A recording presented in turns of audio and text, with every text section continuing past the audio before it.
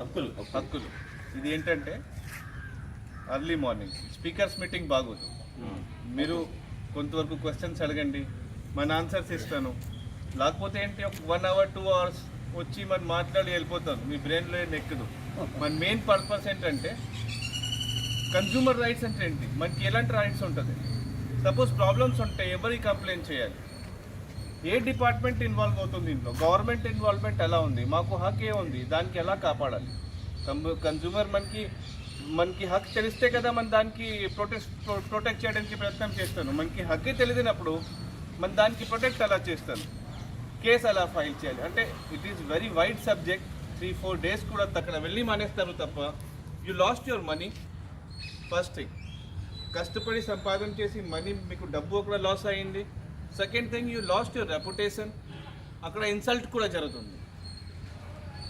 అలాంటి వాళ్ళకి కంప్లైంట్ చేయాలి. సేమ్ వేలో సపోజ్ మీరు రైతు మార్కెట్కి వెళ్ళారు, ఒక 1 kg పొటాటో కానీ ఓనియన్ కానీ తీసుకున్నారు.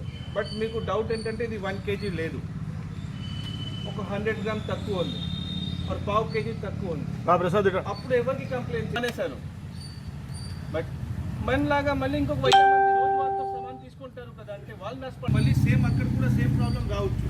సో వెయిట్ గురించి ఏ సమానైనా ప్యాకేజ్డ్ ఐటమ్స్ కానీ రైతు మార్కెట్లో కానీ చికెన్ మటన్ షాప్స్లో కానీ వెయిట్ గురించి మీకు ఏదైనా డౌట్ ఉంది అయితే దానికి legal methodology, weight and measurement officers ఉంటారు, దాని పోలీస్ యూనిఫామ్లో కూడా ఉంటారు.